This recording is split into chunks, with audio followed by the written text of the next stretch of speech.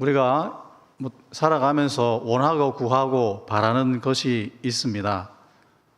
오늘 본문에도 보니까 한 어머니가 나오는데 이 세상에서 누구보다도 우리가 잘 되기를 바라는 분이 있다면 부모님이겠죠. 특별히 어머니, 자녀를 위한 어머니의 마음만큼 그렇게 극심한 사람이 없습니다. 그래서 오늘도 본문에 보면 한 어머니가 나와서 예수님 앞에 간구하는 내용이 나옵니다. 20절에 보니까 예수께 와서 절하며 무엇을 구하니라고 말합니다. 절한다는 표현은 오늘날 언어로 바꾸면 예배했다, 경배했다 이런 말이지요. 예배, 경배 참 잘한 것 아니겠습니까? 그리고 나서 예수님 앞에 자녀를 위해서 무엇인가 구합니다. 그런데 그 구하는 내용이 21절에 나오는데 주의 나라에서 하나는 주의 우편에 하나는 주의 좌편에 앉게 하소서 이렇게 말합니다. 이 구하는 내용을 들은 예수님의 대화를 이렇게 살펴보니까 예수님 마음에는 썩 흡족해 보이지는 않는 모양입니다. 우리도 이럴 수 있겠지요. 분명히 예배는 참 잘 드렸는데 그런데 구하는 것은 예수님의 생각과 주님의 생각과는 좀 다른 것을 구할 수도 있겠죠. 맞아요. 왜 그랬을까 생각해 보면 그렇죠. 우리 인생의 목적이 예배에 있었다면 아마 구하는 것도 예수님 앞에 흡족하게 구했을 것 같은데 그런데 예배 드린 이유가 아마도 구하고 찾고 간구하기 위해서 그래서 그런 건 아닌가. 그 순서가 좀 뒤바뀌어서 그런 건 아닌가. 그런데 거기에 대답하는 우리 예수님은 참 놀랍습니다. 예수님의 대답을 보면 얼마나 이 제자들을 위하는지 알 수 있습니다. 23절에 이렇게 대답을 합니다. 이르시되 너희가 과연 내 잔을 마시려니와 내 좌우편에 앉는 것은 내가 주는 것이 아니라 내 아버지께서 누구를 위하여 예비하셨든지 그들이 얻을 것이니라 이렇게 말합니다. 그 자리가 누군가에게 주어진다는 거죠. 그런데 그게 무엇인가는 둘째치고 예수님이 말씀하신 것이 무엇이냐면 이 제자들이 여럿 있는데 그 세베대 아들들의 엄마가 먼저 와서 선수 친 거잖아요. 먼저 달라고, 우리 아들들에게 먼저 좋은 거 달라고, 좋은 자리 먼저 달라고 선수 친 거죠. 오늘날로 따지면 엄마 찬스 쓴 거 아니에요. 그래도 예수님한테 조금 영향력 있는 엄마를 둔 그 아들들의 엄마가 먼저 와가지고 예수님 앞에 엄마 찬스 쓰는 거예요. 그런데 하나님의 주시는 그 자리는 그렇게 해서 세상 사람들처럼 엄마 찬스를 쓰든지 부모 찬스를 쓰든지 선수를 치고 경쟁하고 다투고 그렇게 해서 얻는 것이 아니야. 그런다고 안 준다고도 말하지 않아요. 뭐라고 말씀하시지요? 누구를 위하여 예비하셨든지. 하나님은 우리에게 무엇인가 귀하고 소중한 것을 주시는데 경쟁하고 다투고 싸워서 얻는 것이 아니야. 우리 하나님은 이 세상의 엄마 아빠보다도 너희를 더 위해 주시는 분이야. 이렇게 말씀하시는 거죠. 왜요? 하나님이 예비해 두셨다는 겁니다. 이 사람에게는 이것이, 저 사람에게는 저것이 가장 좋은 것으로 하나님께서 이미 예비해 두셨다고 말하는 것입니다. 경쟁에서 다투어서 얻는 것이 아니라 하나님께서 우리에게 주실 것이 있고 예비해 두신 것이 분명히 있다고 이렇게 말하고 있는 것입니다. 하나님은 자기 백성에게 이렇게 하십니다. 미리 준비해 두신 것이 있다고 말하는 것입니다. 그러면서 예수님께서 하나님 나라의 백성의 삶의 본질에 대해서 설명해 주십니다. 이방의 집권자와 고관들은 높은 자리에 올라가서 주관하고 권세를 부린다는 것입니다. 이 말은 세상은 누가 먼저 사닥다리 꼭대기에 올라가고 누가 먼저 피라미드 꼭대기에 올라가서 그래서 그 권세를 부리고 군림하고 주관하고 그런다는 것입니다. 이게 세상이라는 것입니다. 그러나 너희들은 그렇지 않다는 것입니다. 크고자 하는 자는 섬기는 자가 되어야 하고 으뜸이 되고자 하는 자는 종이 되어야 된다. 이렇게 말하면서 자신에 대해서 이렇게 28절에서 말씀해요. 인자가 온 것은 섬김을 받으려 함이 아니라 도리어 섬기려 하고 자기 목숨을 많은 사람의 대속물로 주려 함이니라. 인자는 예수님 말하는 거잖아요. 우리가 잘 압니다. 예수님은 이 땅에 오실 때 자기도 섬기려고 이 땅에 오셨다고 이렇게 말하는 것입니다. 그렇다고 예수님이 사람들의 하인은 아니잖아요. 하인은 아닌데 가장 높으신 분인데 가장 존귀하신 분인데 이 땅에 섬기러 오셨다고 말합니다. 통치 원리가 다르다는 거예요. 하나님의 사람들의 통치 원리가 있는데 그 하나님의 사람은 하나님께서 예비해 주신 그 놀라운 그 자리에서 섬김으로 다스린다. 우리가 너무나 많이 들은 말입니다. 그런데 이것이 예수님만 그런 것이 아니라 하나님의 사람이 다 그렇다는 것입니다. 어떤 자리인지 모르나 하나님께서 우리에게 아름다운 자리를 예비해 주셨는데 하나님이 예비해 주신 그 자리는 높든지 낮든지 기쁨으로 섬길 수 있는 그런 자리, 그런 자리를 하나님께서 우리에게 주시고, 그래서 그 섬김의 자리를 통하여 하나님 나라가 이루어지고 그 섬김을 통하여 그 자리를 변화시키는 그런 사람으로 불러주셨다는 것입니다. 통치 구조가 달라요. 하나님의 부르심의 사람은 그 높은 자리와 권세를 주관하는 자리로 쓰지 않고 섬기는 자의 자리로 쓴다는 것입니다. 그래서 그 자리를 하나님 나라가 되게 하고 기쁨의 자리가 되게 하고 행복의 자리가 되게 하고 복된 자리로 바꿔놓는다는 것입니다. 추운 겨울날 아빠가 직장에서 퇴근하면서 골목길에 붕어빵 파는 곳에서 붕어빵을 한 봉지 사옵니다. 자녀들이 먹을 것을 생각하니 가슴에 품고 조금이라도 식지 않게 품고 옵니다. 걸어오는 그 길 동안에도 기뻐요. 왜요? 자녀들이, 가족들이 맛있게 먹을 것을 생각하니까 그렇죠. 그래서 자녀들과 함께 나눠 먹을 때도 기쁘고 즐거워요. 아빠는 먹기 전에도 즐겁고 먹을 때도 즐겁고 먹은 다음에도 즐거워요. 가끔은 먹지 않아도 행복합니다. 그러나 저는 꼭 먹습니다. 여러분, 이 부모 마음이 그래요. 먹어도 기쁘고 먹지 않아도 기쁘고 먹기 전에도 기쁘고 먹을 때도 기쁘고 먹고 나서도 기뻐요. 왜 그렇습니까? 아빠가 섬기는 자이기 때문에 그렇습니다. 하나님의 다스림의 원리가 이렇다는 것입니다. 섬김의 자리, 부모의 그 자리가 섬김의 자리지만 자녀들의 하인은 아니잖아요. 섬겼는데 그 부모가 자녀를 다스리고 통치해요. 그래서 그 가정이 하나님 나라의 원리가 작동되는 가장 기본적인 기초적인 자리 아닙니까? 하나님은 우리의 부르심을, 각자의 부르심을 다 이렇게 세웠다는 것입니다. 그래서 하나님이 섬기는 자인 부모에게 물질과 지식과 능력과 이런 것들을 더 공급해 주시는 겁니다. 섬김을 받는 자에게 하나님이 더 많이 공급해 주십니까? 아니면 섬기는 자에게 공급해 주십니까? 하나님은, 하나님 나라의 원리는 그 섬기는 자에게 더 많이 공급해 주신다는 것입니다. 이게 하나님 나라의 원리라는 것입니다. 여러분, 부부 싸움을 많이 하십니까? 자녀들과 싸움을 많이 하십니까?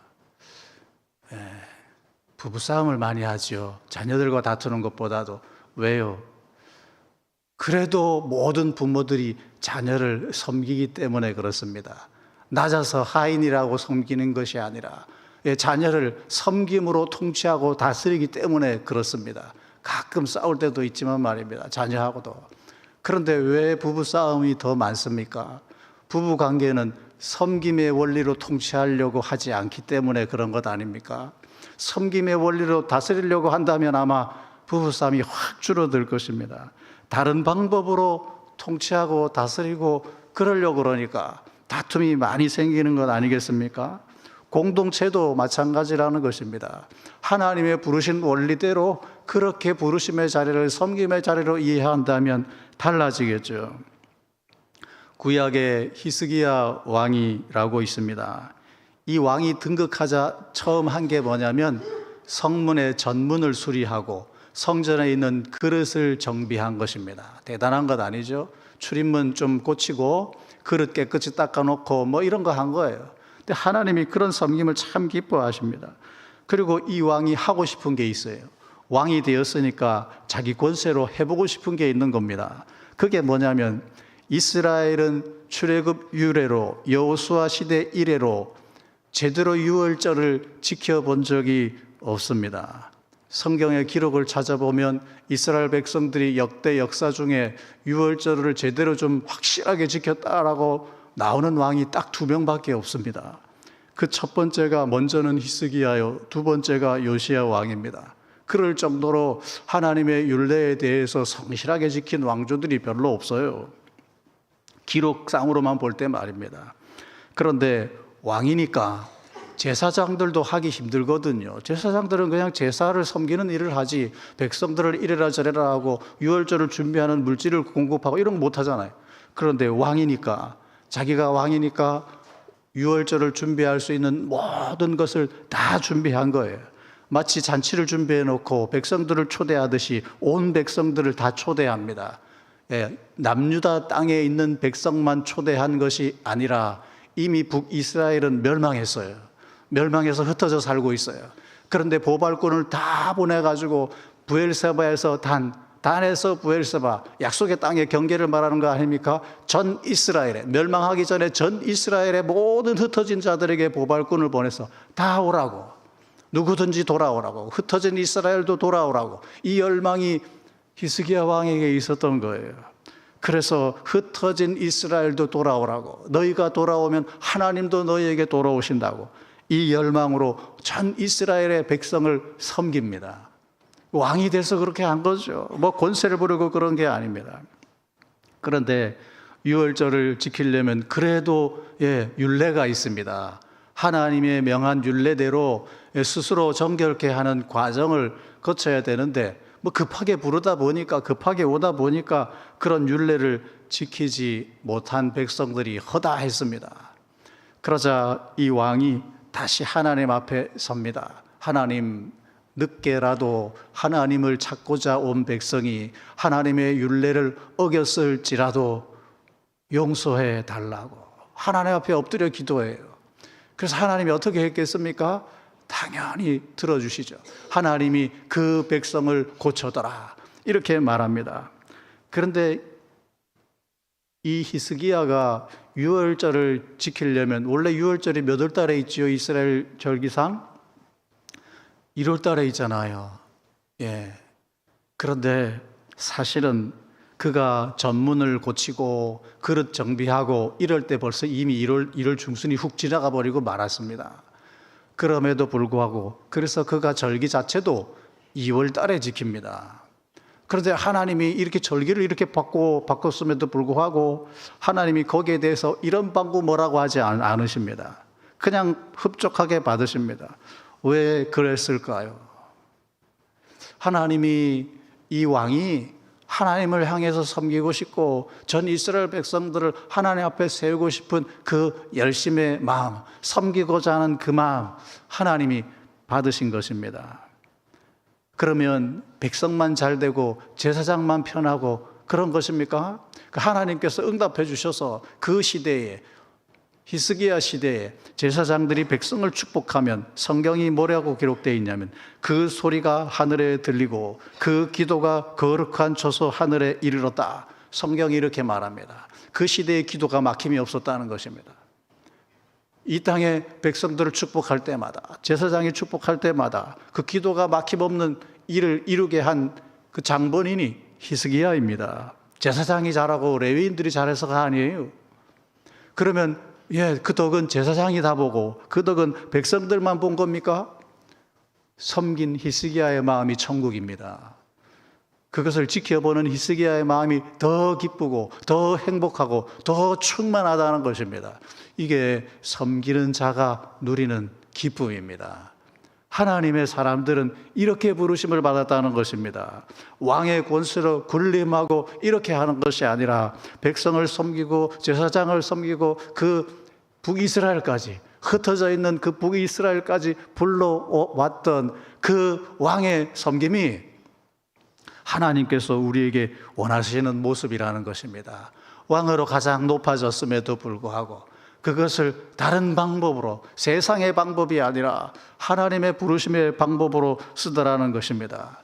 그래서 성경은 그 시대에 예루살렘에 큰 기쁨이 있었다 이렇게 말해요. 솔로몬 이래로 없었던, 누려보지 못했던 큰 기쁨이 다시 예루살렘에 이루어졌다고. 네, 하나님 나라가 이루어졌다는 말입니다. 여러분, 하나님의 사람의 권세는 이와 같이 쓰이는 것이고 하나님의 부르심은 이와 같은 것입니다. 누구나 이와 같은 섬김을 할 수 있도록 예수님이 말씀하신 거예요. 이런 자리든 저런 자리든 하나님이 그런 자리를 우리에게 예비해 두셨다고 이렇게 말하는 것입니다. 우리가 다 이렇게 섬길 수 있는 자리를 하나님께서 예비해 두셨다는 것입니다. 하나님의 뜻을 따라 이렇게 섬기는 자에게 숨겨진 원리가 있습니다. 예수님도 이 땅에 섬기러 오셨다고 말하잖아요. 예수님이 섬기는 일을 할 때 이런 말씀을 하셨습니다. 하나님이 일하시니 나도 일한다. 예, 하나님 뜻대로 섬기는 자에게는 그 심령 가운데 먼저 하나님의 일하심이 있어요. 예, 그래서 즐겁고 기쁘고 행복하게 섬기는 거예요. 내 힘으로, 내 능력으로, 내 혼자 하는 게 아니에요. 하나님이 불러주셔서 예비하신 그 일을 내가 기쁨에 감당할 때에 하나님께서 우리에게 기쁨의 소망을 주시고 즐거운 소망을 주셔서 아니할 수 없어요. 너무 즐거워서 안 할 수 없는 거죠. 하나님의 사람의 부르심의 자리에 섬기는 자에게 주시는 하나님의 은총이 이와 같습니다. 여러분이 이런 은혜를 누리는 자 되기를 주님의 이름으로 축복합니다. 그래서 이렇게 섬기는 자의 섬김은 섬김의 질이 달라요. 어떻게 다릅니까? 28절을 제가 다시 읽어보겠습니다. 인자가 온 것은 섬김을 받으려 함이 아니라 도리어 섬기려 하고 자기 목숨을 많은 사람의 대속물로 주려 함이니라. 이 말씀이 모든 믿는 자에게 주시는 말씀이지만 1차적으로 지금 제자들에게 하고 있는 말씀이잖아요. 제자들에게 인자가 온 것은 섬기려 하고 자기 목숨을 대속물로 주려고 그런다 이렇게 말하는 거잖아요. 제자들이 이 말을 할 때에, 들을 때에 이해를 했느냐? 제대로 이해를 했느냐? 제대로 이해를 못해요. 여전히 자기가 먼저 좋은 자리 차지하기를 원하고 이해를 못해요. 예수님은 자기를 지금 대속물로 준다고, 십자가에 돌아가신다고, 죽으신다고 이 말하고 있는데 여전히 제자들은 그거 이해 못해요. 마치 엄마 청개구리가 죽는다고 유언을 하는데 그 자녀 개구리들이 그거 뭐로 철부지 같이 그러잖아요. 엄마 죽은 다음에 개굴개굴 우는 개구리 같이. 지금 제자들이 딱 그렇잖아요.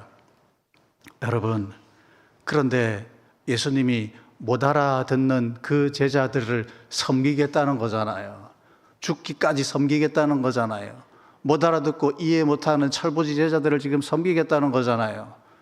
그런데 예수님이 이해 못하는 그 제자, 나의 섬김을 제대로 알아듣지 못하는 그 제자들 때문에 속이 상하고 원통하고 화가 나고 상처가 있습니까? 그런 게 없잖아요. 왜 없을까요? 애초에 예수님이 섬기러 오셨기 때문에 그렇습니다. 여러분, 섬김의 자리에 있으면, 어떤 직분의 자리에 있으면 섬길 때에 사람들이 이해해 주지 못하고 오해하면 속이 상하죠. 마음의 상처가 되죠. 우리가 사람이니 어쩔 수는 없습니다. 연약한 인생이니 어쩔 수 없습니다. 그런데 주님 바라보십시오. 주님은 상처가 없으시대요. 오해하고 알아듣지 못하고 나를 곡해해도 주님은 상처가 없대요. 대속물로 주기까지, 십자가의 상처는 있어도 내가 섬긴 것으로 인하여 오해받고 미움받고 시기받고 질투받더라도, 심지어 제자들까지, 가장 측근에 있었던 제자들까지 이해를 못하고 그럴지라도 속이 상하지 않는데요.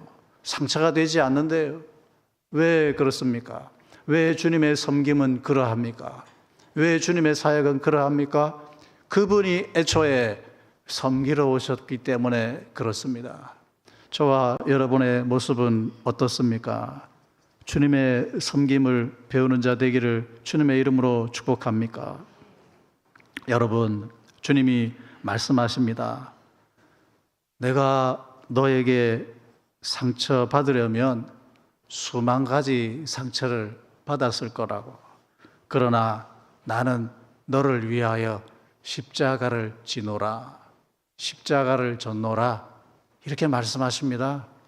예, 섬길 때마다 힘이 들고 억울하고 답답하고 그럴 때 주님 바라보십시오. 그런데 주님이 말씀하십니다. 너희가 그 사랑을 입었다면 나에게 갚을 생각하지 마라. 너 옆에 있는 그 사람에게 갚으라. 네 곁에 있는 사람들에게 갚으라. 그러면 내가 받은 걸로 칠게. 이게 예수님의 메시지입니다.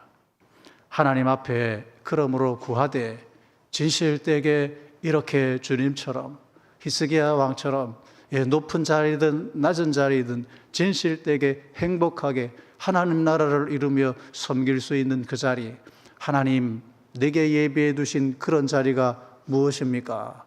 하나님 나를 통해서 그렇게 쓰기를 원하는 자리가 무엇입니까? 이것을 구하십시오. 하나님이 이미 예비해 두셨습니다. 그것을 보게 하실 것이고 만나게 하실 것이고 그것을 위하여 나를 들을 때 하나님께서 더 크고 놀라운 힘과 능력과 필요한 것들을 공급하실 것입니다. 그런 은혜가 여러분 가운데 있기를 주님의 이름으로 축복합니다.